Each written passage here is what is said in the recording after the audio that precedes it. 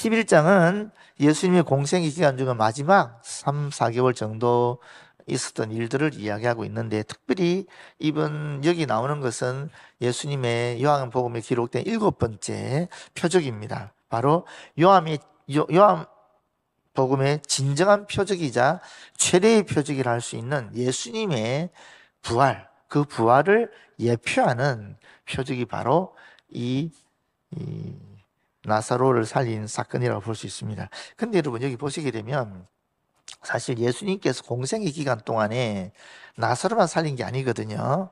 이 복음서에 보게 되면은, 그러니까 공간복음서 마태, 마가, 누가에 보게 되면은, 거기 보시면은 마태복음 9장이나 마가복음 5장이나 누가복음 8장에 보게 되면 회당장 야율의 딸을 살린 것이 기록이 되어 있고요.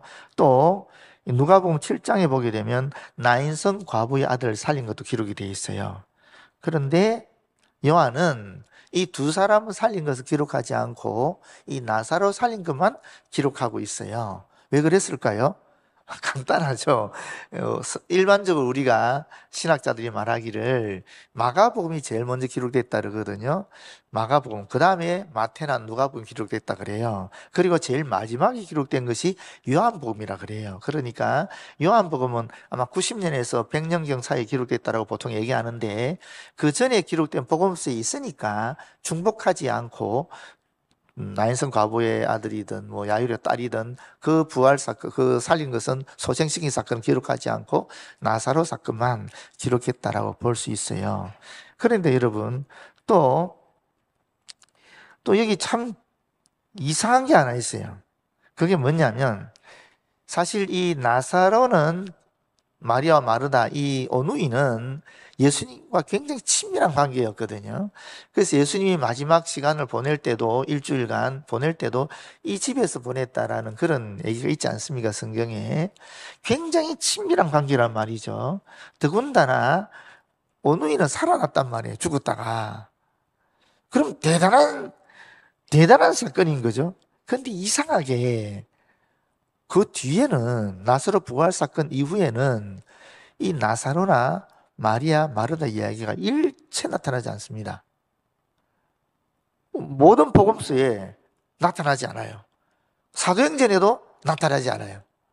그러니까 완전히 성경에서 요때만 있고 그 뒤에는 완전히 이 나사로 가족이 사라져 버립니다.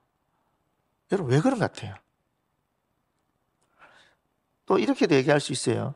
왜 공간복음서에서는 나사로 사건을 기록하지 않고 요한복음에서만 기록이 됐을까? 라고 얘기할 수도 있어요. 분명히 모든 제자들이 다 나사로의 소생 사건을 알고 있었거든요. 그러면 마태나 누가나 마가도, 아니 나인성 과부의 아들이나 야일의 딸을 소생시킨 그런 것을 기록했다면 이 나사로 소생 사건도 기록해야 마땅하잖아요. 얼마나 대단한 사건입니까? 예수님의 십자가 죽음과 그 뒤에 일어날 부활 사건을 예표하는 가장 강력한 계시 사건이 이 나사로 부활 사건, 소생 사건이기 때문에 이건 당연히 다른 공간 복음서에도 기록이 돼야 마땅하다라는 거예요.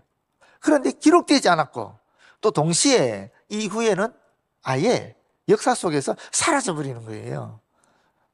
왜 그랬을까요? 왜 그러냐면은 성경에 보면 분명히 나와, 요한복음에 보면 나사로를 죽이려고 하는 사람들이 있었어요. 왜냐하면 이게 어디 가버나움 같은데 갈릴리 지역에, 여기서 아시죠? 성경에 보면 이스라엘 지역이 갈릴리, 북쪽에 갈릴리가 있고 중간에 사마리아, 그 다음에 예루살렘 포함된 유다 지역이 있잖아요. 근데 사실 사마리아는 이방 지역이나 똑같았잖아요. 아예 뭐 사람 취급하지 않았던 지역이잖아요. 그리고 갈릴리 북쪽 지역은 우리로 치면 가난한 사람들, 힘없는 사람들, 약자들이, 영향력이 없는 사람들이 살았던 지역입니다. 그러니까 사실 유대 지역, 예루살렘 주변 유대 지역에 이 유대의 강력한 영향력을 행사했던 그런, 어떻게 생각하면 중상류층 사람들이 살았던 지역으로 볼 수 있어요. 갈릴리는 하류층 사람들이 살았던 지역으로 볼 수 있거든요. 그 하류층 살았던 사람들 그 지역에서 무슨 그 소생 사건이 일어나고 무슨 기적이 일어나고, 그거는 크게 유대 지역에 영향을 끼치지 못하는 거예요. 그런데 이 사건은 바로 예루살렘에서 3km밖에 떨어지지 아니한 베다니에서 일어난 사건이에요. 이 사건은 엄청난 충격을 유대 사회에 준 거예요. 우리로 치면 이렇습니다. 어디 저기 뭐 밀양이나 어디 저기 저 해남이나 이런 강원도 저 골짜기 어디 뭐 이상한 고성 같은데 뭐 이런 데서 일어난 사건이 크게 영향을 끼쳤겠습니까? 지금의 인터넷이면 옛날 조선시대 같으면 있었겠습니까? 그렇지 않았겠지 않습니까?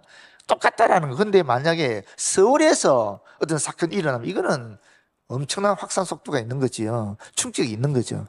그와 같은 겁니다.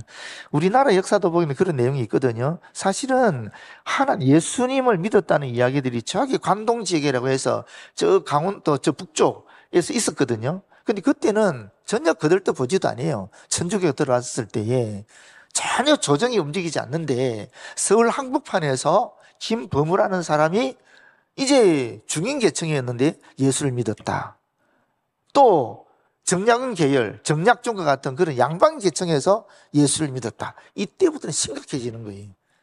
양반 사회 중심, 조선을 이끌어가는 주류 사회에 이게 천주교 신앙이 들어가 버리니까 그때부터는 조선이 발칵 뒤집어지는 겁니다. 근데 저 강원도나 황해도의 산골짜기에서 그런 천주교 신자가 있었다는 건 아무런 영향력이 없었던 거거든요. 똑같아요. 이 나사로 소생 사건은 엄청나게 충격적인 사건이었어요. 그래서 그때부터 유대인들이 모여하기 시작한 겁니다. 예수님을 죽이려고도 하고 심지어 대제사장 가야바까지 예수님을 죽이는데 이제 그 모의에 참여하게 되는 계기가 이 나사로 사건이거든요. 그래서 이 나사로 사건은 엄청 중요한 사건이에요. 그러면 왜 복음서에 기록되지 않았을까? 공관복음서에, 죄송합니다. 요한복음이 아니라 공관복음서에 기록되지 않았고, 그리고 초대교회 역사 속에 사도행전에서 이 나사로 가족들은 사라져 버렸을까? 라고 생각한다면 이렇게 볼 수 있는 겁니다. 이 교회가 이들을 보호한 겁니다. 은신시켜버린 겁니다. 왜냐하면 드러나면 죽으니까. 그래서 역사 속에 아예 매장을 시켜버린 거예요. 어쩌면 예수님이 그렇게 얘기했을지도 모르죠. 어쩌면 종용했을지 모르겠어요. 그러나 성경은 나타나지 않지만 중요한 사실은 뭐냐면 초대교회가 이 나사로 가족들을 보호했다라는 거예요. 그래서 복음서에도 기록하지 않았다라는 겁니다. 그러나 요한복음이 기록될 때는 언제냐면은 70년에 예루살렘이 완전히 멸망하거든요. 그러니까 그 당시 유대 사회를 지배했던 모든 종교 지도자든 종교 제도든 다 박살나버린 거예요. 없어져 버린 거예요. 더 이상 나사로를 죽일 수 있는 그런 세력 자체가 없어져 버린 것이 90년경, 100년경이에요. 그러니까 요한이 이 나사로 사건을 기록하는 겁니다. 그 전에는 다 알고 있었지만 이 나사로 가족을 보호하기 위해서 기록하지 않았다라고 학자들이 추정을 해요. 근데 여러분 일리가 있지 않습니까? 그죠? 충분히 그럴 수 있지 않겠어요? 그래서 이 나사로 소생 사건은 공관복음서에는 기록되지 않고 요한복음에서 기록되었고 사도행전에도 기록되지 않는 이유가 여기 있다라고 볼 수 있는 거예요. 그러니까 여러분 우리가 여기서 하나 알 수 있는 게 있지 않겠습니까? 아무리 하나님의 영광을 드러내는 것이고 어떻게 생각하면 기독교를 전파할 수 있는 중요한 사건이 있다 할지라도 그 가족이 만약에 어떤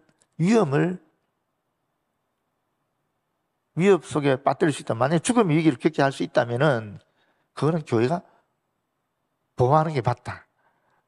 그런 걸 알 수 있는 거죠.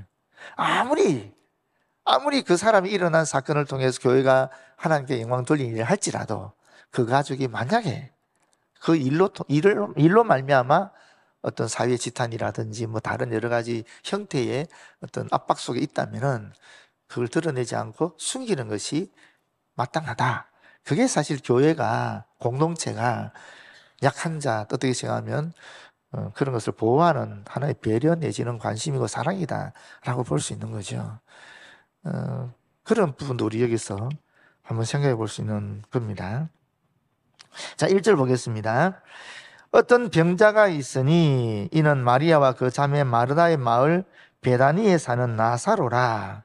이 사실은 허구가 아니다 하는 것을 나타내기 위해서 인적 사항을 분명히 얘기하고 있는 거죠. 출신지 또 가족 관계를 분명히 얘기하고 있는 겁니다. 이것은 사실 베다니에 사는 이라는 말은 베다니 출신이라는 말입니다. 베다니 출신 나사로다 하는 것인데 앞에서 말씀드린 것처럼 이 베다니는 예루살렘에서 동쪽으로 3km 떨어져 있는 곳인데 지금 현재 이름은 엘 아자리에라고 되어 있대요. 근데 그 뜻이 뭐냐면 나사로의 동네라는 뜻입니다.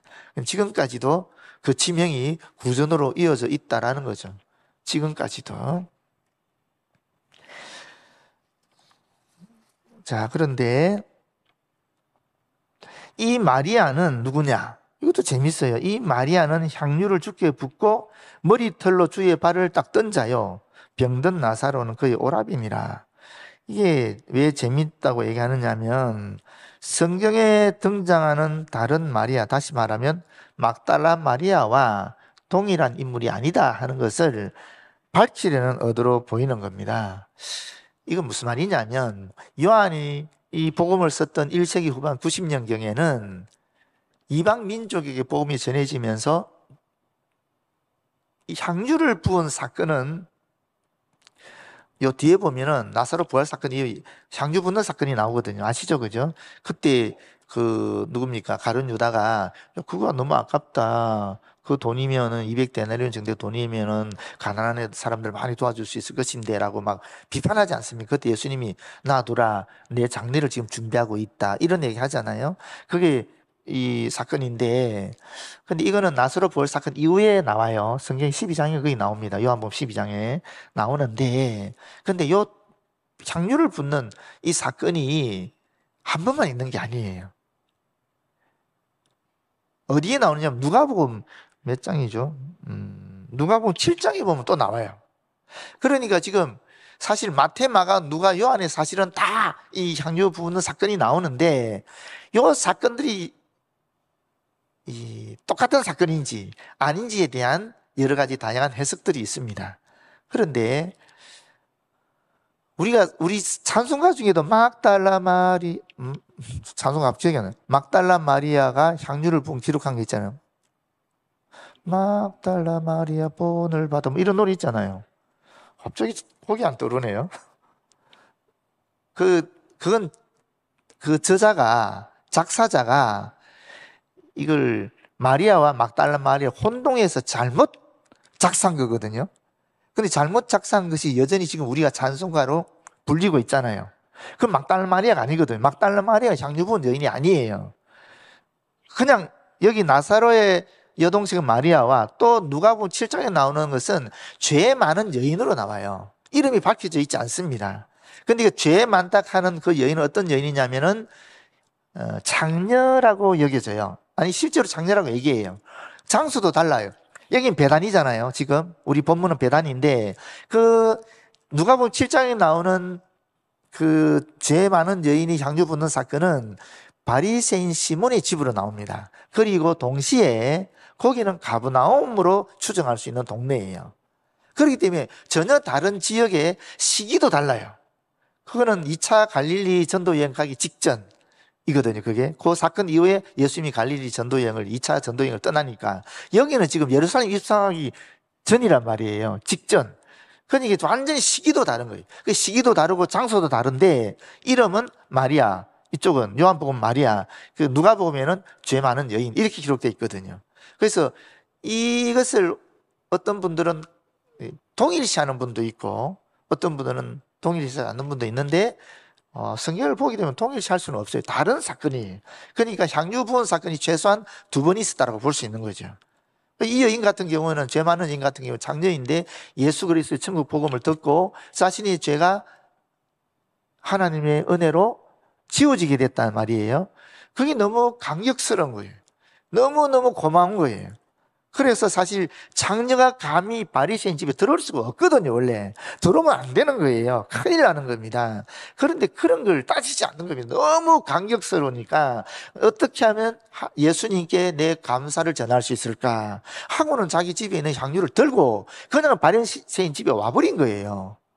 그러면 거기 바리새인 시몬뿐 아니라 그 주변에 있는 모든 사람들이 이제 이 여인을 향해요 엄청난 멸시, 엄청난 구박 같은 걸 할 건데 그럼 일치 생각하지 않고 자기가 할 수 있는 것, 지금 할 수 있는 그것만 하자 하고 그냥 들고 와버린 거예요. 남의 눈치 보지 않고.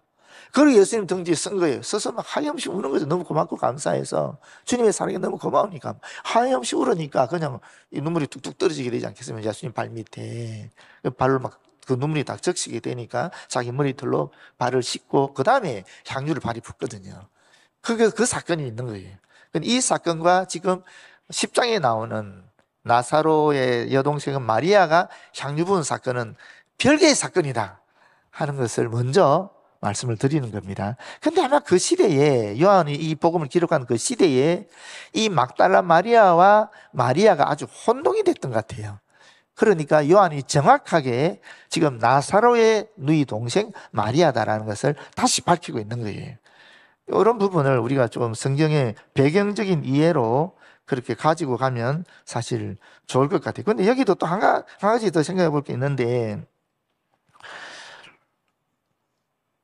이게 지금 과거형으로 되어 있거든요. 과거형으로. 머리털로 주의 발을 딱 던자요. 이게 과거형으로 되어 있죠. 다 마리아는 향유를 주께 붓고 주의 발을 딱 던자다. 이게 다 과거형으로 되어 있어요. 근데 지금 이 사건은 뒤에 나오는 사건이지. 나사로의 소생 사건 뒤에 나오는 사건이건데 여기서는 과거형으로 기록하고 있어요. 왜 그럴 것 같아요? 뭐 당연하죠. 그거는 요한의 시점, 이 복음서를 기록하는 시점에서는 과거에 일어난 사건이기 때문에 그렇게 기록했다라고 볼 수 있는 겁니다.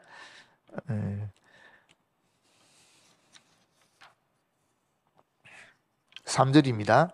이에 그 누이들이 예수께 사람을 보내어 이르되 주여 보시옵소서 사랑하시는 자가 병들었나이다 하니, 이 말을 보면 우리는 좀 이해가 잘 안 되죠. 그냥 이 말 자체로 보게 되면 예수님께 도움을 청한 거로 되어 있지 않습니까? 그죠?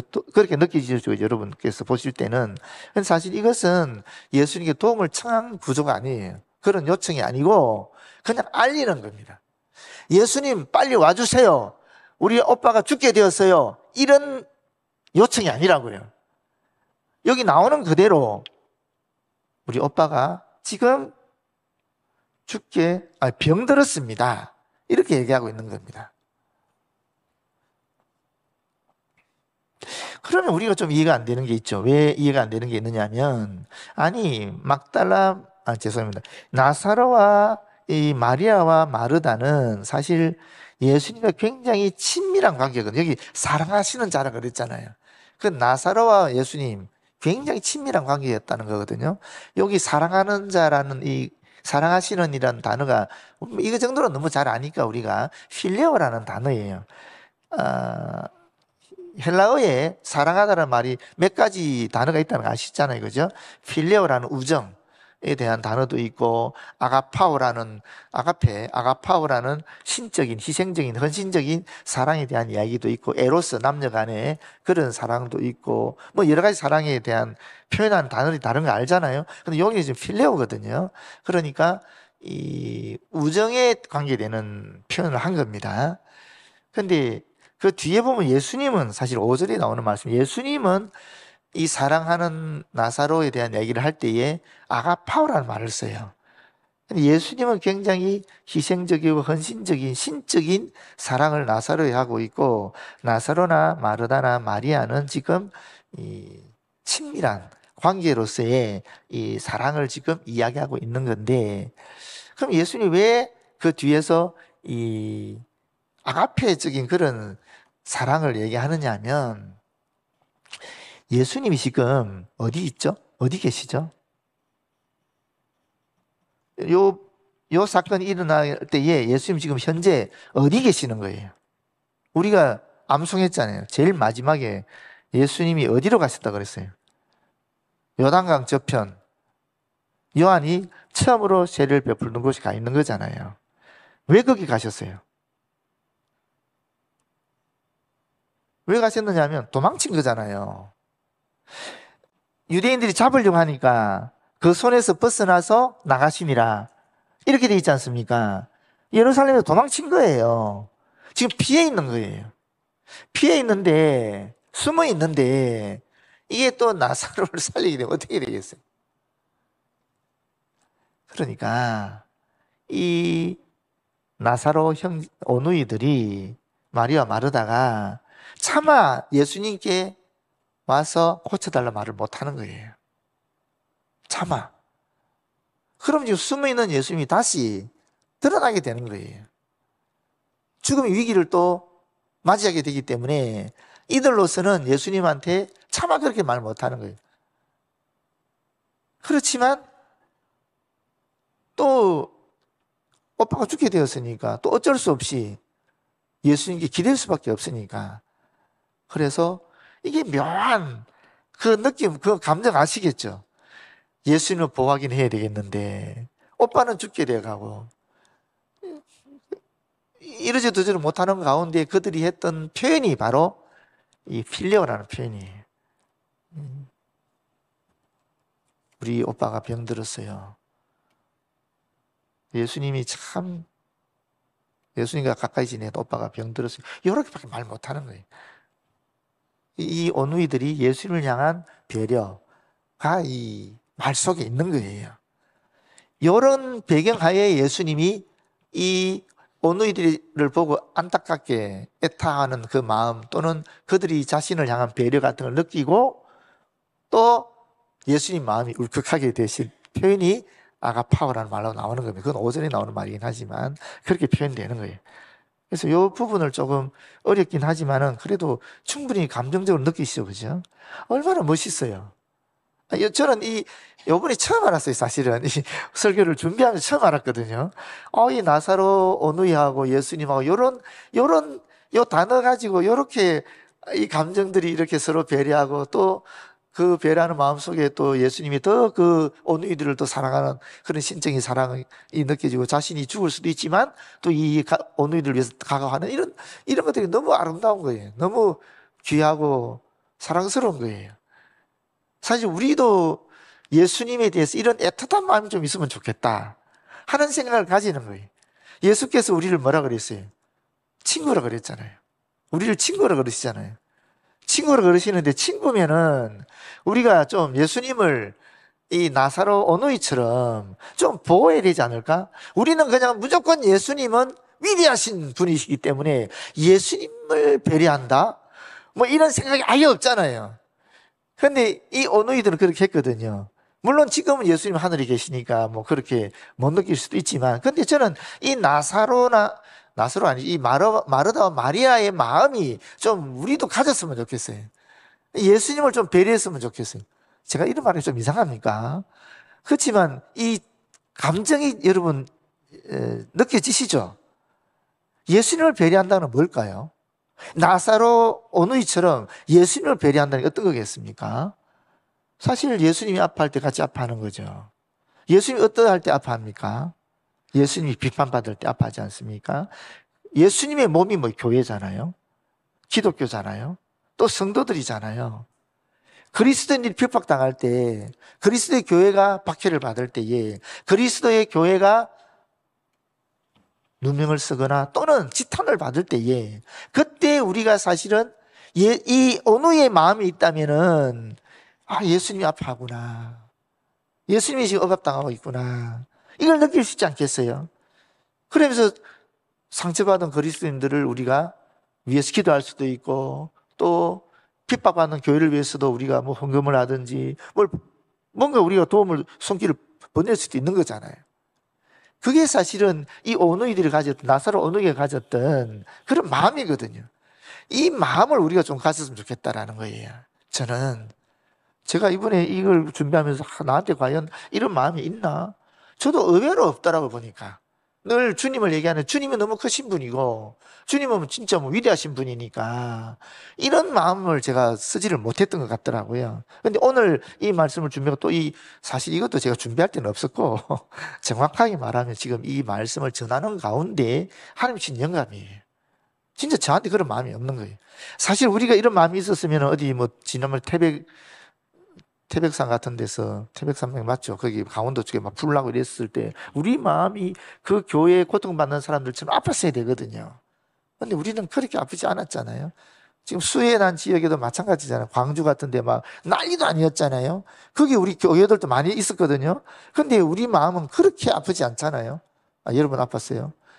만약에 그렇게 아팠다면 우리가 어떤 형태로는 거기 무슨 구제금을 보냈는데 해야 되는데 우리 교회는 그런 액션을 취하지 않았거든요. 이제 그런 것들이 너무 죄송하고 미안한 거예요. 솔직히 지금. 그래서 이 말씀을 드리는 거예요.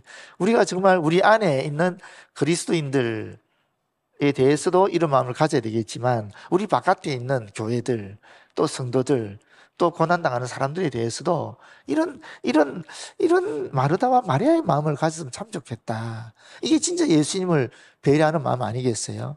예수님 위하는 마음이잖아요. 정말 친구로서 필레오라는 이 감정, 이거로 진짜 주님을 정말 너무 아름답지 않습니까? 좀 그런 마음을 가졌으면 좋겠다는 생각을 오늘 함께 나누게 되네요. 4절에 예수께서 들으시고 이르시되 이 병은 죽을 병이 아니라 하나님의 영광을 위함이요 하나님의 아들이 이로 말미암아 영광을 받게 하려 함이라. 이 병은 죽을 병이 아니다. 사실 죽을 병에 걸려 있어요 지금.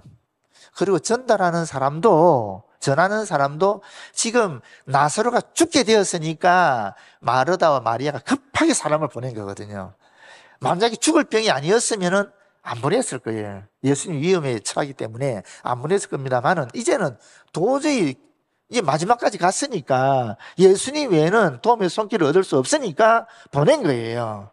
그 절박한 상황, 이게 죽을 병이에요. 그런데 예수님은 죽을 병이 아니다라고 얘기하는 거예요. 여러분 뭐 연상되는 거 없어요? 우리 눈 날 때부터 소경된 사람 있잖아요. 보지 못하는 사람.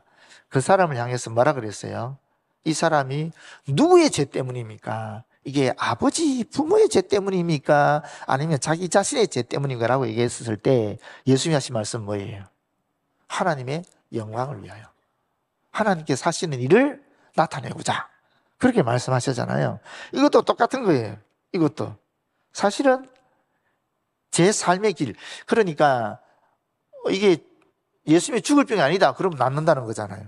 그런데 죽을 병이면 죽는 건데 이 두 사이에서 예수님은 새로운 길을 주는 거예요. 새로운 길, 제3의 길을 보여주는 거예요. 아니 죽을 병이면 죽고 죽을 병이 아니면 낫겠지. 그게 아니라 이거는 하나님의 영광을 위한 거라는 거예요. 하나님의 아들이 이로 말미암아 영광 받기 위해서 전혀 다른 얘기를 하는 거예요. 그렇지 않습니까? 이게 죽을 병이 아니다 그러면 그냥 낫는 거고 죽을 병이면 죽는 거잖아요. 그게 아니라 이거는 하나님의 영광을 위한 거다. 그래서 우리에게 필요한 게 뭐냐? 저는 이런 거라고 생각해요. 두 가지인데 첫 번째는 병에 대한 인식입니다.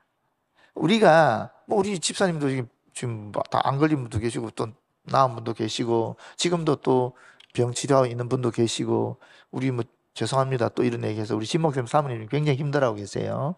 엄청 힘들어하고 계십니다. 여러분 좀 기도를 많이 해주시면 좋겠고 우리 이현숙 권사님도 죄송하지만 회복 중에 있지만 기도가 많이 필요한 상태인데도 지금 좀 앉아 계시고 한데 사실 환자들이 많아요. 우리 교회에도 많은데 이게 병이 도대체 왜 왔는가? 똑같은 질문 아니겠어요? 죽을 병이든 죽지 않을 병이든 상관이 없이 우리가 병에 집중해서는 안 된다는 거예요. 뭐에 집중해야 되는 겁니까? 하나님 영광을 위해서 왔다라는 거예요. 우리가 그걸 분명하게 인식하고 깨닫고 기도해야 되는 거죠. 그리고 하나님 은혜를 우리가 기다려야 되는 거죠. 물론 우리가 해야 할 일은 해야 되겠지만 더 중요한 것은 하나님의 치유잖아요. 그렇지 않습니까? 그렇게 우리가 해야 할 일은 하지만 인간적으로 더 중요한 것은 기도하면서 서로 중보하는 거죠. 의인의 간구는 역사하는 힘이 있는 일이라고 성경이 분명히 얘기하고 있거든요. 또 예수의 이름으로 무엇이든지 구하면 들어주겠다고 분명히 하나님 말씀하시기 때문에 우리가 예수 그리스도의 이름으로 병치유를 얘기하는 거죠. 선포하는 것이고 또 성령께 구하는 것이고 하나님의 치유를 기도하고 믿는 겁니다. 그렇게 할 때에 하나님의 영광이 드러나는 거죠. 그 병을 통해서 하나님의 영광이 드러나는 거죠. 그 영광이 드러나는 분들이 여기 몇 분 계시잖아요 지금. 정말 전혀 헛들이지 않고 사회에서 의사들은 암이라 그러지만 암이라면 다 죽음의 고통성이 있는 거 아닙니까? 그러나 전혀 헛들이지 않고 하나님의 영광을 위하여 믿음으로 나아가신 분들이 계시잖아요. 그래서 나은 분도 계시지 않습니까? 그렇기 때문에 우리에게 오는 그런 병, 우리에게 오는 그런 고난 같은 것이 우리가 병이나 그 고난 속에 딱 집중해 버리면 진짜 이건 헤어나올 수가 없지만은, 그러나 하나님은 우리에게, 예수 그리스도는 우리에게 항상 제3의 길을 보여주신다는 거예요. 그걸 봐야 되는 거죠. 그게 믿음의 길입니다.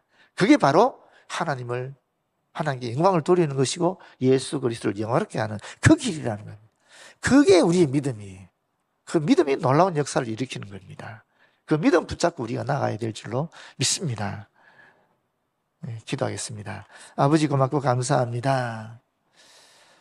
짧은 구절이었지만 이 구절 속에서 하나님께서 우리에게 들려주시는 여러 가지 음성들을 듣게 됩니다. 하나님, 성령께서 우리의 심령에 부닥쳐 주시는 대로, 깨닫게 하시는 대로 우리가 받아들이게 하여 주시고, 정말 우리도 이 온유의 마음을 가지게 하여 주셔서 예수님을 친구처럼 배려하며 예수님을 넘어서서 몸된 교회와 또 성도들을 함께 예수님처럼 대할 수 있는 이런 우리들 되어지도록 인도하여 주시옵소서. 뿐만 아니라 언제나 우리에게 어떠한 일이 닥친다 할지라도 제 삶의 길, 믿음의 길, 하나님을 영화롭게 하는 그 길을 우리가 발견하고 나아갈 수 있도록 역사하여 주시옵소서. 예수님 이름으로 기도드립니다. 아멘.